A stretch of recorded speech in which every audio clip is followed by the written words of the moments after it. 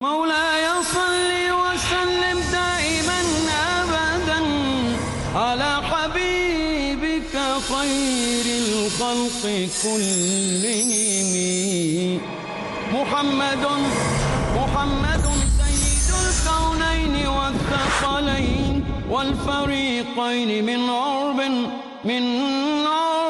ومن عجم هو الحبيب الذي ترجى شفاعته هو الحبيب. السلام علیکم ورحمۃ اللہ وبرکاتہ. الحمد للہ رب العالمین وصلی اللہ وسلم علی نبینا محمد وعلی آلہ وصحبہ اجمعین ومن تبعہ باحسان الی یوم الدین. اما بعد. محترم ناظرین، حدیث کی مشہور کتاب بلوغ المرام لیے آپ کی خدمت میں حاضر ہیں. ہم نے اس سے پہلے جیسے ہمارا اپنا طریقہ ہے کہ مختلف ابواب اور ہر باب کا خلاصہ آپ کی خدمت میں پیش کیا جا رہا ہے تاکہ کم سے کم وقت میں آپ کو زیادہ سے زیادہ معلومات مل سکیں. اس سے پہلے ہم نے تحفہ، ہدیہ، ہبہ اس بارے میں مختلف باتیں بتائیں جن کا خلاصہ یہ ہے کہ اسلام میں ایک دوسرے کو گفٹ دینا اس کو بہت پسند کیا گیا. یہ آپس میں محبت میں اضافے کا سبب ہے. دل کی کدورتیں اس کی وجہ سے دور ہوتی ہیں، نفرتیں مٹتی ہیں. اس لیے رسول اکرم صلی اللہ علیہ وسلم تحفہ دیا بھی کرتے تھے اور لیا بھی کرتے تھے. تحفے کے بارے میں، گفٹ اور دوسروں کو دینے کے بارے میں ایک اصول یہ بھی ہے کہ اگر آپ کو کوئی دے تو آپ بھی کوشش کیجئے کہ اسے بھی کچھ نہ کچھ دیں، چاہے اسی وقت دیں، بعد میں دیں، جب بھی موقع ملا. دوسرا اصول اس میں یہ یاد رکھنا چاہیے خاص طور پر والدین کو کہ اگر آپ کے ہاں اللہ نے اولاد دی ہے اور آپ ایک بیٹے کو کچھ دیتے ہیں تو سب کے ساتھ انصاف کا معاملہ کریں. یہ درست نہیں ہے کہ ایک بیٹے کو دیں اور دوسروں کو محروم کریں.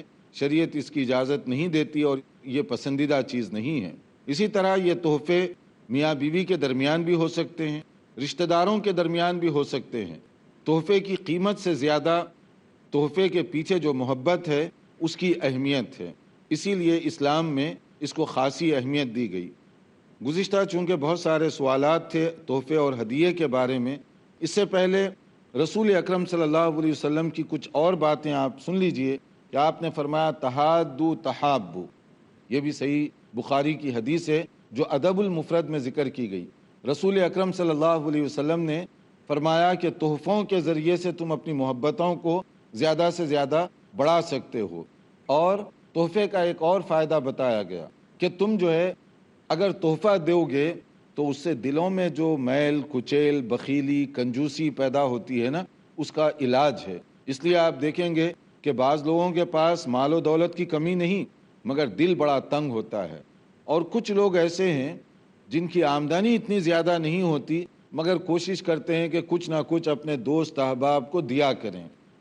مثلا اگر آپ سمجھ لیجئے کہ کسی کو ایک پرفیوم کی شیشی لے کر دیتے ہیں، قیمتاً یہ بہت زیادہ مہنگی نہیں ہوگی مگر اس کی وجہ سے آپ نے اس کا دل جیت لیا.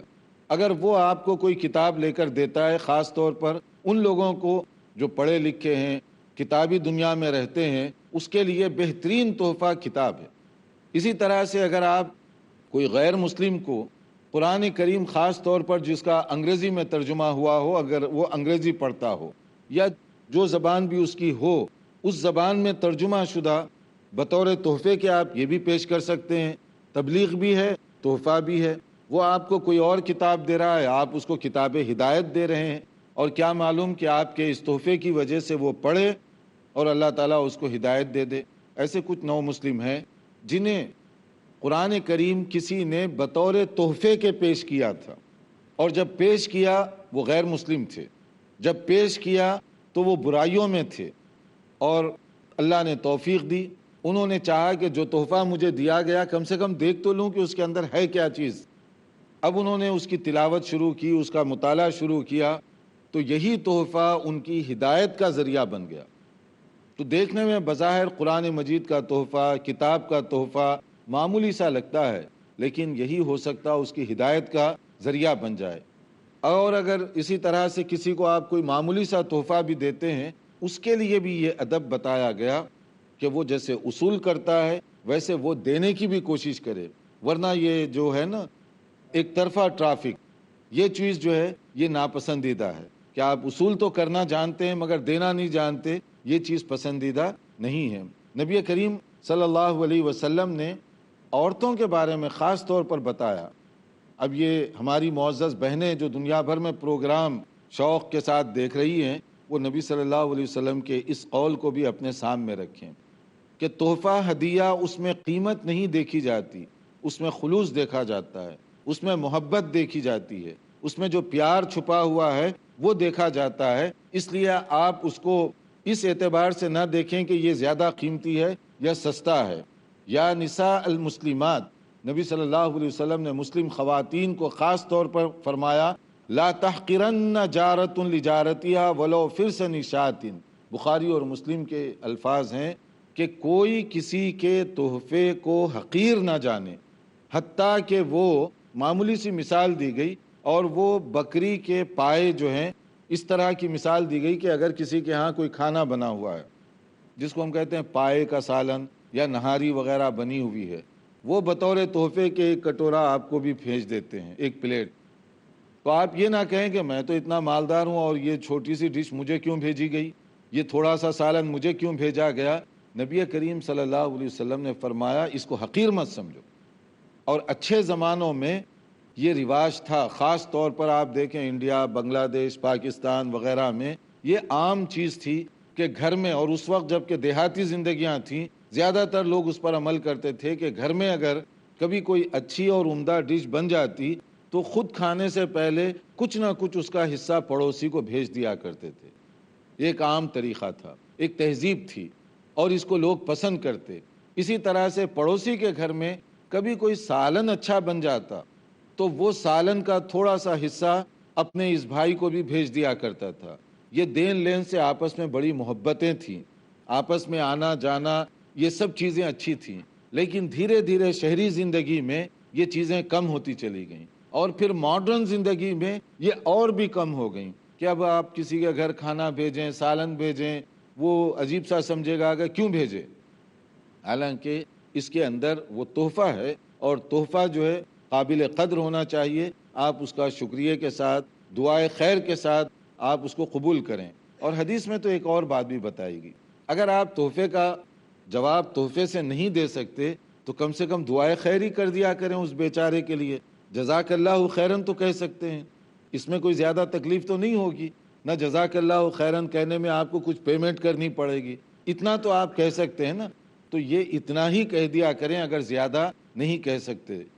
قبل اس کے کہ ہم آگے اور چلیں تو ہم چاہتے ہیں کہ یہاں تھوڑی دیر کے لیے وقفہ کریں، اگر کوئی سوال آپ کا رہ گیا ہو تو آپ پوچھ سکتے ہیں۔ ماشاءاللہ۔ آپ۔ السلام علیکم شیخ۔ وعلیکم السلام۔ جیسے آپ نے ہدیے کے بارے میں بتایا، تو ابھی کا ایک ایسا دور چل رہا ہے جو قرآن خوانی وغیرہ ہوتی ہے، تو وہاں پہ جو ہدیہ لینے کا ایک ٹرینڈ بن گیا ہے، اور جو بچے پڑھنے کے لیے جاتے ہیں تو ان کی جو ایک فیس جو ہے 10 روپیز، 20 روپیز، 50 روپیز جو ہے وہ ایک اماؤنٹ فکس کر دیا گیا ہے۔ تو یہ مطلب کتنے حد تک صحیح ہے کہ قرآن خوانی ایسے اماؤنٹ دے کے کروانا، یا دیکھیے اس کے اندر کئی پہلو ہیں آپ کے سوال میں، کہ بعض لوگ قرآن خوانی کی محفل کرتے ہیں پھر اس کے بعد پڑھنے والوں کو ہدیہ دیتے ہیں، تو یہ ہدیہ کہاں تک درست ہے؟ دیکھیے ہدیہ ایک جنرل چیز ہے، اس کا قرآن پڑھنے یا نہ پڑھنے سے کوئی تعلق نہیں ہے، بلکہ کوئی بھی آدمی جو آپ کا دوست ہے، رشتہ دار ہے، پڑوسی ہے، اگر آپ اس کو کسی مناسبت سے کوئی چیز دے رہے ہیں یہ ہدیہ ہے۔ لیکن اگر آپ کسی کو لائے ہیں کچھ کام کرنے کے لیے تو وہ معاوضہ ہو گیا۔ ہدیہ تو یہ ہوتا ہے کہ آپ دے رہے ہیں بغیر اس کے، اور پھر اس کو جب موقع ملے گا وہ آپ کو بھی دے گا، یا ہو سکتا ہے آپ نے جو تحفہ دیا اس سے بہتر تحفہ دے، یا اس سے کم دے، یا فوری دے یا نہ دے، ساری چیزیں اس کے اندر موجود ہیں۔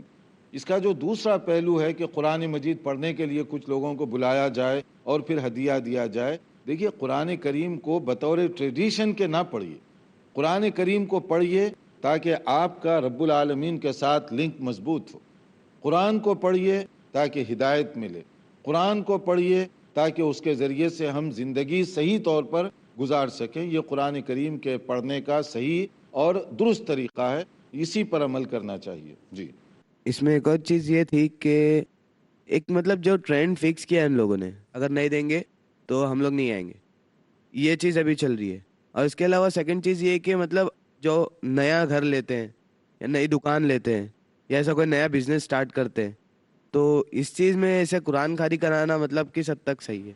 دیکھیے یہ سوال تو دوسرا ہے کہ اگر کوئی گھر وغیرہ خریدے تو اس کے لیے قرآن خوانی کرنا یا نہیں کرنا، اس کا جب چیپٹر آئے گا تو ہم کریں گے. اس میں دیکھیے کہ سورہ بقرہ آپ پڑھ دیا کریں، نیا گھر ہو یا آپ کی رہائش کی جگہ ہو، سورہ بقرہ پڑھیں تاکہ شیطان کو وہاں سے بھگائیں. جہاں سورہ بقرہ کی تلاوت ہوتی ہے شیطان بھاگ جاتا ہے. یہ تو آپ کریں، لیکن یہ ہے کہ خود پڑھیں، یہ نہ ہو کہ دوسروں سے پڑھوائیں اور خود نہ پڑھیں. اصل تعلق آپ کا قرآن کریم کے ساتھ گہرا ہونا چاہیے. باقی رہا آپ نے کہا 1100 فکس اور جو ہے پڑھنے والوں کو 50 روپیز پر ہیڈ کے حساب سے فکس، تو اس کو تحفہ کہاں کہیں گے آپ؟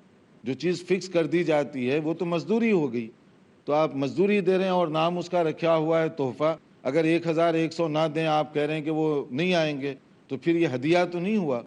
تو اس لیے ہدیہ جو ہے اس میں فکس اماؤنٹ نہیں ہوتا اور نہ ہی اس میں کوئی بھاؤ تاؤ والی بات ہوتی ہے. ہدیہ تو موقع ہو تو آپ اپنی خوشی سے خود دیتے ہیں بغیر ڈیمانڈ کے، اسی کو ہدیہ کہا جاتا ہے. ہم مزید کچھ سوالات ابھی لیں گے، لیکن اس سے پہلے ہمارا وقت ہو چکا ہے ایک مختصر بریک کا. دیکھتے رہیے پروگرام، وقفے کے بعد انشاءاللہ حاضر ہوں گے. محمد سید الكونین والثقلین. ناظرین، وقفے سے پہلے جو ہم سوالات لے رہے تھے خاص طور پر تحفہ، گفٹ، دین لین وغیرہ کے بارے میں، تو اس کے کیا اصول ہیں؟ اگر کوئی اور سوال ہو تو آپ کر سکتے ہیں. جی آپ. السلام علیکم. وعلیکم السلام. میرے 2 کوشچنس تھے شیخ. فرسٹ یہ تھا کہ نان مسلمس لوگوں کو، جو آپ نے جیسے کہ اللہ کے رسول صلی اللہ علیہ وسلم کی حدیث بتائی کہ نان مسلمس کو جیسے قرآن دیا تھا انہوں نے، تو اگر ہم تحفے میں قرآن دیتے ہیں اور اگر نان مسلمس لوگ اس کا احترام نہیں کرتے ہیں تو پھر اس میں کیا مسائل ہوگا؟ اور سیکنڈ یہ تھا کہ جیسے کہ اسلام میں برتھ ڈے منانا حرام ہے، اور اگر ہم کسی کے برتھ ڈے میں گفٹ وغیرہ دیتے ہیں تو وہ کس حد تک درست ہوگا؟ دیکھیے، نان مسلم کو قرآن مجید کا تحفہ دیا جائے، اگر اس کا وہ احترام نہ کرے تو پھر کیا ہوگا؟ آپ اس کے ذمہ دار نہیں ہیں. آپ اگر صرف یہ معلوم کریں کہ وہ آدمی سنجیدہ ہے، پڑھا لکھا ہے، تو پھر آپ اس کو دے سکتے ہیں. کیونکہ یہ جو رولز ہیں مسلمانوں پر لاگو ہوتے ہیں کہ قرآن کی کیسی تلاوت کریں، کیسے بیٹھیں، کیا کریں. لیکن ایک نان مسلم ہے تو یہ رول تو اس کے لیے اپلائی نہیں ہوں گے. اور آپ کہتے ہیں قرآن مجید کتاب ہدایت ہے، ہدایت نامے کو آپ نے بند کیا ہوا ہے اور ہدایت نامہ آپ دینا نہیں چاہتے، اس کو ہدایت کیسے ملے گی؟ وہ کیسے پڑھے گا؟ یہ ایسا نسخہ ہے کہ حکیم صاحب آپ کو نسخہ بھی دے رہے ہیں اور کہہ رہے ہیں کہ خبردار اس کو پڑھنا نہیں، خبردار آپ اس کو دیکھیے نہیں. تو وہ نسخہ پرسکرپشن کا فائدہ کیا ہوگا؟ قرآن اگر کتاب ہدایت ہے، ہدایت حاصل کرنے کے لیے تو پڑھنے کی ضرورت پڑے گی اس کو. اگر نہیں پڑھے گا تو پھر وہ کیسے ہدایت پائے گا؟ پڑھنے کے لیے ہاتھ میں اٹھائے گا، وہ ظاہر ہے کہ وہ وضو سے نہیں ہے تو ہاتھ میں کیسے اٹھائے گا؟ یہاں بھی کوشچن آپ کر سکتے ہیں. تو یہ جو رولز ہیں یہ مسلمانوں کے لیے آداب ہیں. ایک غیر مسلم ہے اس کے لیے یہ آداب نہیں ہے. اس میں صرف یہ ہے کہ آپ اتنا میک شور کر لیں کہ وہ جس کو آپ دینا چاہتے ہیں وہ سنجیدہ آدمی ہے. کیونکہ غیر مسلموں میں جو پڑھے لکھے ہیں، جو سنجیدہ ہیں، وہ اس طرح کی کتابوں کی بے حرمتی عام طور پہ نہیں کرتے، تو آپ انہی کو دیں. اور اگر کوئی ایسا آدمی ہے جو سنجیدہ نہیں ہے تو آپ بجائے قرآن دینے کے سب سے پہلے اس کو کوئی معمولی کتاب دیں اسلام کے مطالعے کے لیے، جیسے اسلام کا انٹروڈکشن، تاکہ جو ہے اس کو پہلے تو معلوم ہو کہ اسلام کیا ہے. جب دیکھیں، محسوس کریں کہ اس میں دلچسپی ہے تو پھر قرآن مجید دیں. ایک ایسا آدمی جو بالکل اتنا زیادہ شوقین نہیں ہے، پہلے اس میں آپ قرآن مجید دیں گے تو اس کا وہ فائدہ نہیں ہوگا. وہ آدمی کے حساب سے آپ کو خود چیک کرنا چاہیے کہ کس طرح سے آپ کریں گے، کیا کریں گے، اور اس کے مطابق آپ اگر اس کو تحفہ دیں گے تو انشاءاللہ تعالی اس میں کوئی حرج کی بات نہیں ہوگی. جی، جو سیکنڈ کوشچن تھا برتھ ڈے کے متعلق، کہ برتھ ڈے جیسے کہ اسلام میں منانا حرام ہے، اور اگر ہم کوئی شخص کو یا ہمارے والدہ کو یا کسی بھی اگر برتھ ڈے کے دن کچھ تحفے وغیرہ دیتے ہیں تو وہ درست ہوگا؟ دیکھیے، اس طرح کے جو الفاظ آپ استعمال کریں نا، حرام، حلال، یہ ذرا سا دیکھ سمجھ کر استعمال کریں. اس لیے کہ حرام اور حلال کا تعلق جو ہے اسلامی شریعت کے ساتھ ہوتا ہے اور اس کے لیے کچھ رولز ہیں. اور وہ رولز کو فالو کیے بغیر کسی چیز کو حرام ہم کہہ دیں گے تو بہت ہیوی بات ہو جائے گی۔ احتیاط کا طریقہ یہ کہ وہ آپ ایسے کہیں یہ درست نہیں ہے یا اسلامی طریقہ نہیں ہے، تو یہ زیادہ مناسب زبان ہوگی۔ تو برتھ ڈے وغیرہ کا جو تصور ہے، چونکہ اسلامی اس میں نہیں ہے، اس لیے یہ غیر اسلامی کلچر ہے، یہ غیر اسلامی تہذیب ہے۔ اگر آپ کسی کو کوئی تحفہ دینا چاہتے ہیں تو اس دن نہ دیں، اس سے 2-4 دن پہلے، 2-4 مہینے پہلے دے دیں یا 2-4 مہینے بعد میں دیں، تاکہ ان کو یہ بھی معلوم ہو کہ آپ تحفہ دینے والے ہیں، بخیلی اور کنجوسی نہیں کرتے، اور یہ بھی ساتھ پیغام جائے کہ وہ خاص دن وہ آپ دینا نہیں چاہتے۔ تو دونوں چیزوں کا بیک وقت فائدہ ہوگا، دینے والے بھی ہیں مگر وہ خاص دن اس لیے نہیں دے رہے ہیں کہ اس کی ہمارے نزدیک کوئی اہمیت نہیں ہے۔ باقی انٹرسٹنگ بات ہے اس میں برتھ ڈے کے حوالے سے، مسلمان تو جو ہے وہ تو اکاؤنٹیبل ہوتا ہے نا، اللہ کے پاس حساب دینے والا ہے۔ تو 1 سال میری زندگی کا گزرا تو سمجھ لیجئے کہ اللہ نے میری زندگی رکھی تھی 60 سال، مثال کے طور پہ 50 سال گزر گئے، تو میرے اکاؤنٹ میں پیسے بڑھ رہے ہیں یا گھٹ رہے ہیں؟ تو میرے اکاؤنٹ میں 60 سال تھے، 50 نکل گئے، باقی کتنے رہے؟ 10۔ تو اس کا مطلب میں موت کے قریب پہنچا۔ تو جو مسلمان ہوگا جب یہ محسوس کرے گا کہ آج تو میری تاریخ پیدائش ہے، تو اس کا مطلب 1 سال میری زندگی کا گھٹ گیا، اور جو مجھے ٹائم ملا تھا اس سے میں موت کے بالکل اور قریب گیا، اور زیادہ خوفزدہ ہوگا، اور زیادہ عمل کرے گا، اور زیادہ نیک بننے کی کوشش کرے گا۔ مسلمان اس کو اس انداز سے دیکھتا ہے۔ 1 سال گزرنے کا مطلب ہے کہ میرے اکاؤنٹ سے وہ حصہ چلا گیا اور میں موت کے قریب ہوں۔ موت کے قریب کا مطلب اب حساب کتاب قریب آ گیا، جنت دوزخ قریب آ گئی۔ اس حساب سے جائزہ لیتا ہے، یہ نہیں کہ کینڈل، موم بتیاں جلائیں، کیک کاٹیں اور یہ کریں۔ وہ تو اللہ تعالیٰ کا شکر کرتا ہے کہ صحت و سلامتی کے ساتھ 1 سال گزرا، اور اللہ سے توفیق مانگتا ہے کہ یا اللہ مجھے اچھے عمل کرنے کی توفیق دے تاکہ میں جنت کا مستحق بن سکوں۔ جی بھائی۔ السلام علیکم شیخ۔ وعلیکم۔ جیسا بھی آپ نے اپنے درس میں بتایا شیخ کہ تحفہ جب دے رہے ہیں تو لین دین کا معاملہ چلے، ایسا نہ کہ صرف لینے والا معاملات رہے، کبھی دینا بھی پڑے۔ تو مثال کے طور پہ اگر میں کسی کو کچھ تحفہ دے رہا ہوں اور میری نیت میں یہ آ جائے کہ یہ بھی مجھ کو دے، یا اس سے بڑا دے یا چھوٹا دے، کچھ بھی دے، تو کیا یہ رشوت کی کیٹیگری میں آئے گا؟ اگر نیت میں آ جائے کہ میں جو تحفہ دے رہا ہوں یہ واپس ہی مجھے دے گا تو یہ رشوت میں آئے گا۔ اس کو رشوت سے زیادہ سمجھ لیجئے ہرس اور لالچ میں آئے گا، گریڈینس، کہ آپ دے رہے ہیں $1 کی چیز اور توقع رکھتے ہیں یہ امیر آدمی ہے تو جب مجھے دے گا $5 کی تو دے گا کم سے کم۔ تو یہ ایک طرح سے لالچ ہو گئی، ہرس ہو گئی۔ اس طرح کی آپ کو نہیں رکھنا چاہیے۔ جب دیں تو آپ دینے کی نیت سے دیں۔ اگر وہ آپ کو دیتا ہے تو بہت اچھی بات ہے، نہیں بھی دے گا تو آپ یہ تو نہیں کر سکتے کہ تحفہ واپس لے لیں کہ میں نے آپ کو کل تحفہ دیا تھا، آپ نے کچھ نہیں دیا لہٰذا لاؤ میرا تحفہ واپس۔ ایسے تو آپ نہیں کر سکتے۔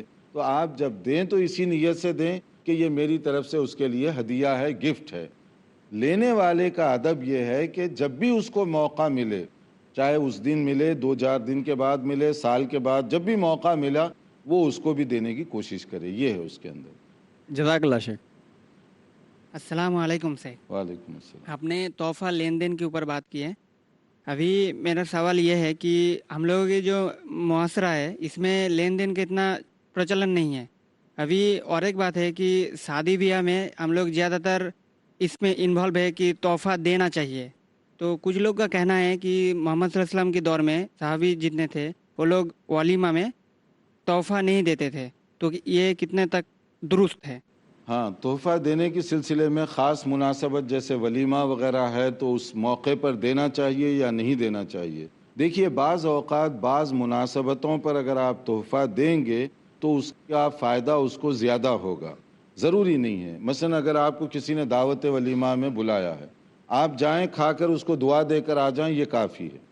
لیکن بعض اوقات ایسے ہوتا ہے کہ اگر ایسے مناسبتوں پر آپ کچھ دیں گے تو اس کے لیے زیادہ استعمال کے قابل چیز ہوگی، تو آپ کی طرف سے تحفہ بھی ہوگا پلس ایک ایسی چیز آپ دے رہے ہیں جس کی اس کو ضرورت پڑ سکتی ہے، خاص طور پہ شادی کے موقع پر۔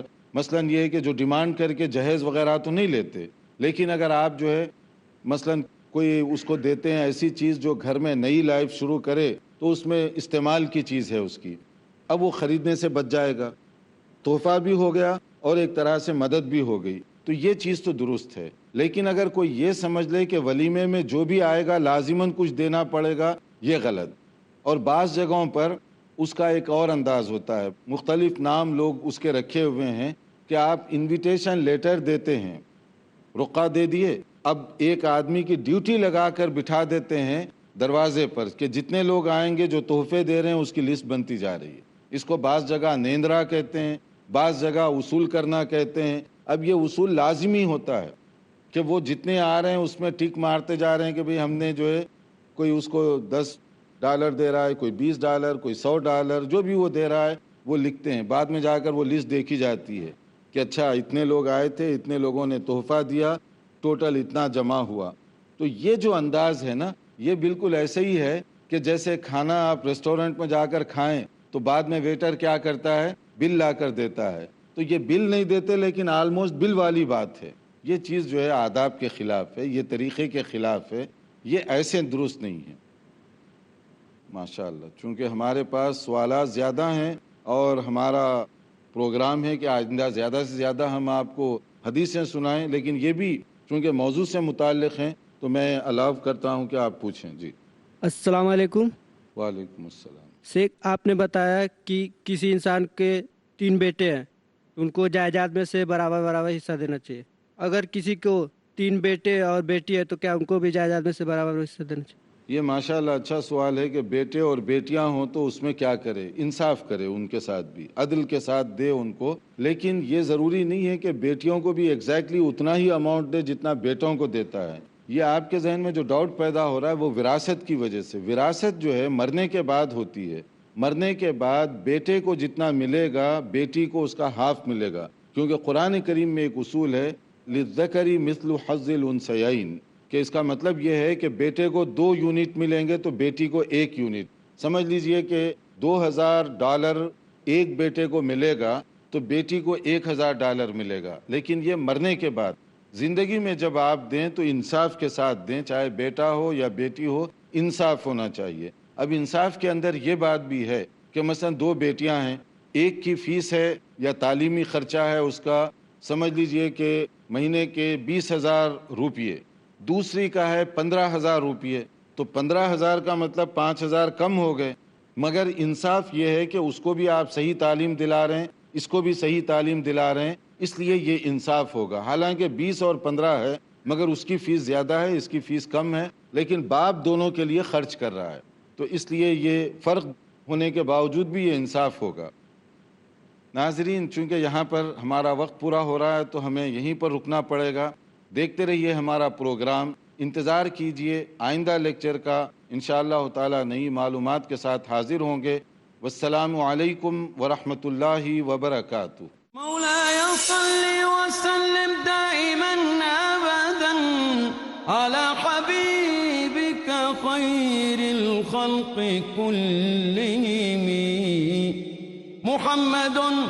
محمد سيد الكونين والثقلين والفريقين من عرب من